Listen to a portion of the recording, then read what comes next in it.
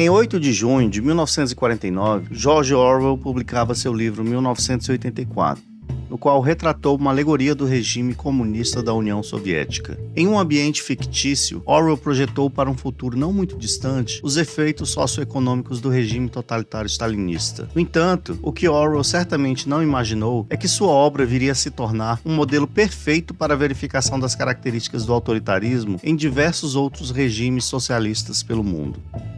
Mesmo após a queda dos regimes totalitários do século XX, as máquinas de repressão e autoritarismo não desapareceram. Pelo contrário, as ferramentas de controle e repressão retratadas no livro parecem estar ressurgindo pelo mundo e com mais intensidade do que nunca. E o Brasil não é uma exceção.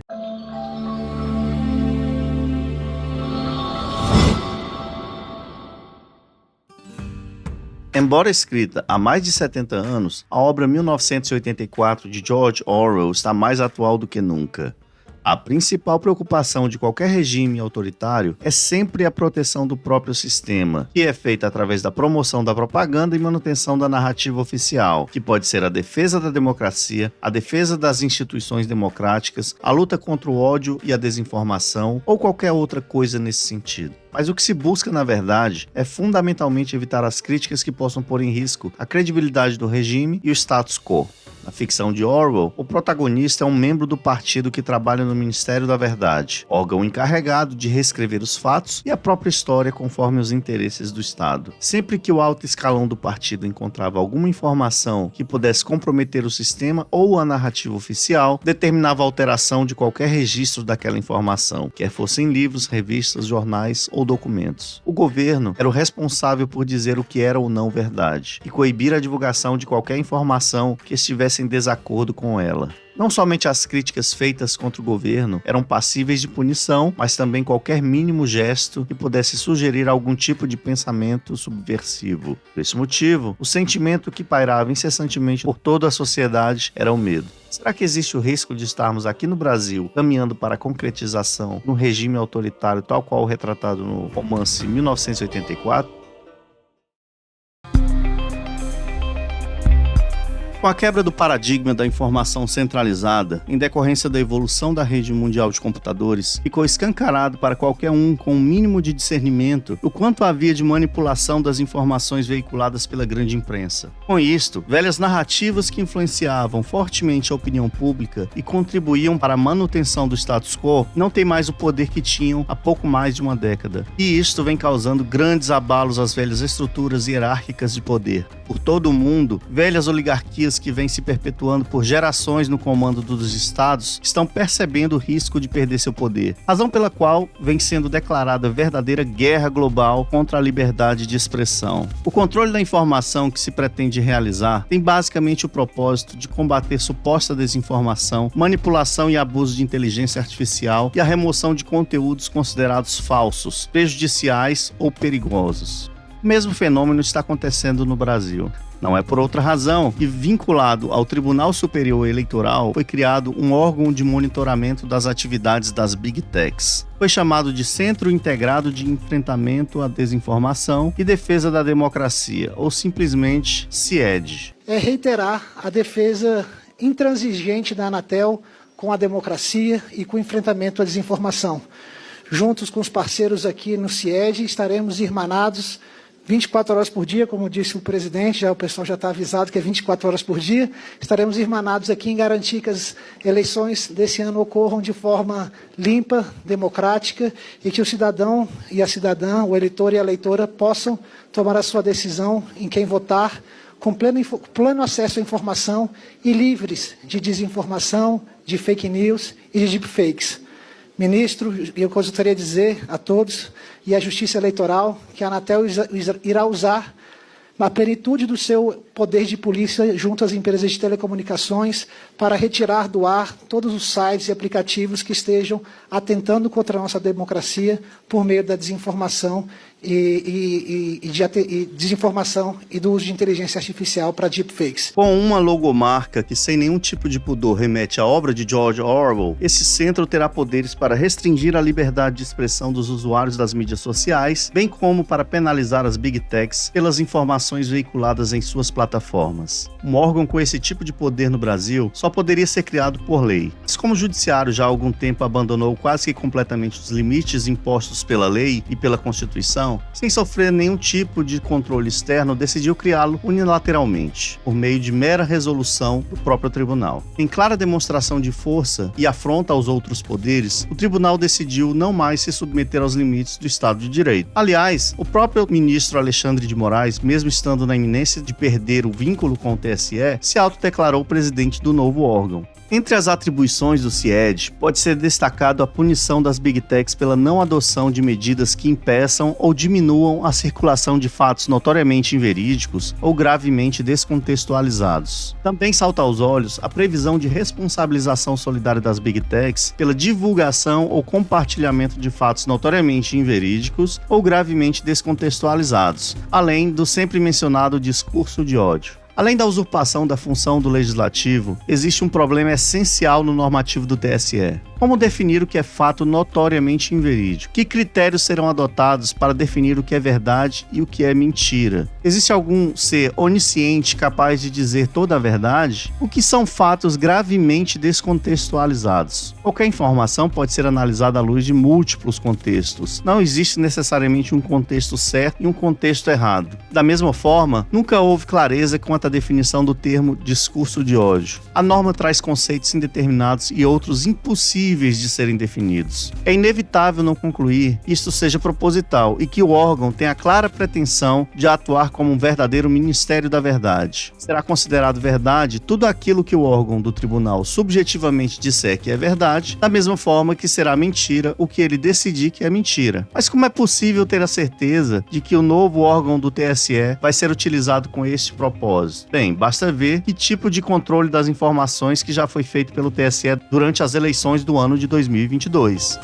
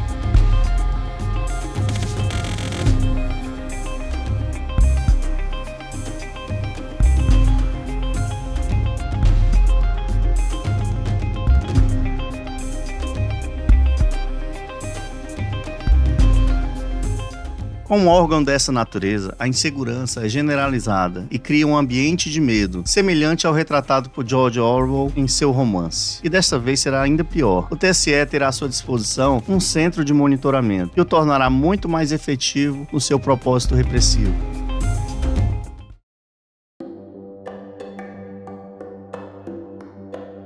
Evidência de que o órgão do TSE nada mais é do que mero instrumento de repressão pode ser constatada a partir do próprio discurso do ministro Alexandre de Moraes em um evento realizado recentemente na USP. Que é outra questão importante que vários juristas e cientistas políticos estão vindo estudar isso no Brasil. Porque no Brasil esse ataque ao judiciário foi muito mais amplificado, porque no Brasil existe a justiça eleitoral. Então, ao mesmo tempo, o ataque ao segundo pilar da democracia, os instrumentos que levam à democracia, o voto, e o terceiro pilar, a independência do judiciário, no Brasil isso se misturou, porque é o poder judiciário, por meio da justiça eleitoral, que organiza, realiza, administra e julga as eleições. Então, o inimigo do segundo e terceiro pilares da democracia para o populismo extremista no Brasil era o mesmo. E os canhões foram direcionados para isso. Esses três pilares resistiram no mundo todo, mas foram abalados. Nós não podemos nos enganar, nós não podemos baixar a guarda, não podemos dar uma de bambam contra o Popó, que durou 36 segundos. Nós temos que ficar alertas e fortalecer a democracia, fortalecer as instituições e regulamentar o que precisa ser regulamentado. Nós não podemos cair nesse discurso fácil de que regulamentar as redes sociais é ser contra a liberdade de expressão. Isso é um discurso mentiroso que pretende propagar e continuar propagando o discurso de ódio, a lavagem cerebral que é feita em milhões e milhões de pessoas. No discurso do ministro, ele afirma expressamente que as pessoas sofreram uma lavagem cerebral, orquestrada por extremistas do que ele chama de extrema-direita, através das redes sociais. E sua missão é acabar com essa suposta lavagem cerebral e trazer o povo para as opiniões corretas. Os extremistas seriam aqueles que fazem discursos antidemocráticos e fazem críticas às instituições democráticas ou à própria democracia. A democracia, primeiramente, possibilita sermos representados por nossos líderes nas mais altas instâncias de poder. Mas, além disso, é também um instrumento que existe, sobretudo, para preservar direitos fundamentais, como liberdade de expressão, por exemplo. Portanto, ela não é um fim em si mesma, de forma que a supressão da liberdade de expressão como meio de preservação da democracia é algo que não faz absolutamente nenhum sentido. Os ministros são parte desse instrumento e existem para promover a defesa dos pilares da democracia e não para protegerem a si mesmos contra críticas do povo. Por trás do discurso do ministro está um pensamento coletivista autoritário que compreende as pessoas como incapazes de formar sua própria opinião. Em outras palavras, as pessoas são idiotas, essencialmente manipuláveis, e por isso precisam de uma mente iluminada que as reeduque, que as instrua corretamente e que as conduza à forma correta de pensar. Para o ministro, as pessoas não são capazes, por si só, de ter discernimento, por isso são manipuladas por mentiras contadas nos grupos de WhatsApp ou por outras redes sociais. Portanto, pessoas que têm algum tipo de pensamento crítico em relação ao sistema, ao TSE, ao judiciário e às suas decisões, passam a ser alvos em potencial, sujeitas a sofrer sanções corretivas. Tão absurdo quanto a declarada intenção de utilizar a máquina estatal para moldar a mentalidade das pessoas, conforme o senso de verdadeiro ou falso dos ministros, é a sua decorrência lógica. Conduz inevitavelmente à ideia de que somente o próprio ministro está apto a dizer quais críticas podem ser feitas a seu próprio respeito. No fundo, o propósito é censurar, até que sejam aceitas as ideias corretas sobre a democracia, sobre o TSE e sobre o judiciário. É curioso notar que em seu discurso o ministro somente menciona a tal da extrema-direita quando se refere à desinformação, confessando abertamente uma parcialidade política na sua atuação no STF, o que por si só já seria motivo mais do que suficiente para o impeachment. Em suma, o que ele chama de desinformação são as ideias que não condizem com o ideal de democracia dos iluminados, de forma que quando o TSE atua diretamente numa eleição, julgando as opiniões do eleitorado e dos candidatos, se envolve ativamente e modifica ideologicamente os rumos de uma eleição. Aparelhado como se encontra, o TSE deixou de ser um órgão imparcial de mera organização das eleições e passou a ser um agente de interferência ideológica. E caso o candidato não esteja adequado à ideologia do TSE, poderá vir a ser censurado ou até impedido de concorrer.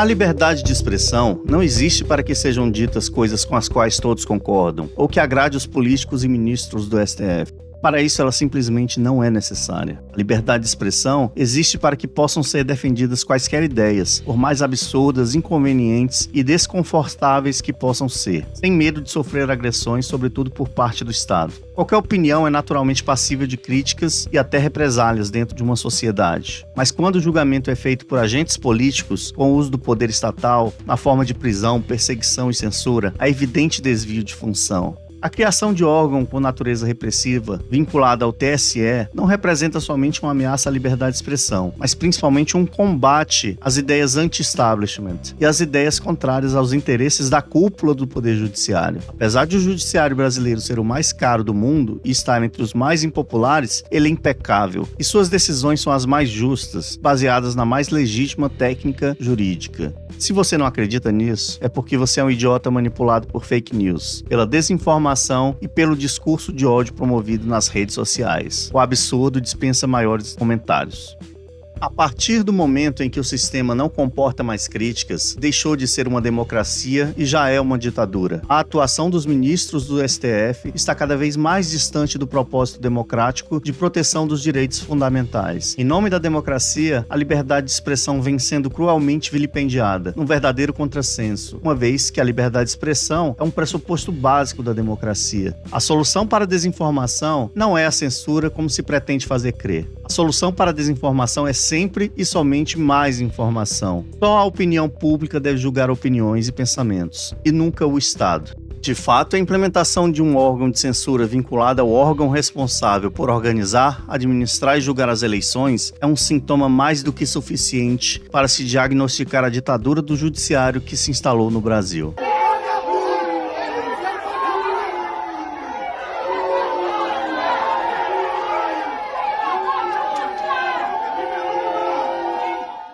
Mas a revolução da informação está apenas no início. Por mais que esteja havendo uma forte reação das elites estatais contra os novos paradigmas de comunicação, a verdade é que esse é um caminho sem volta. Todos os dias surgem novas plataformas, novas tecnologias, novas ideias que resultarão na propagação da informação em quantidade e velocidade cada vez maiores. A tentativa de controlar a informação, infelizmente, causará muitos danos a inúmeros indivíduos, mas não conseguirá conter os avanços tecnológicos e a liberdade de expressão.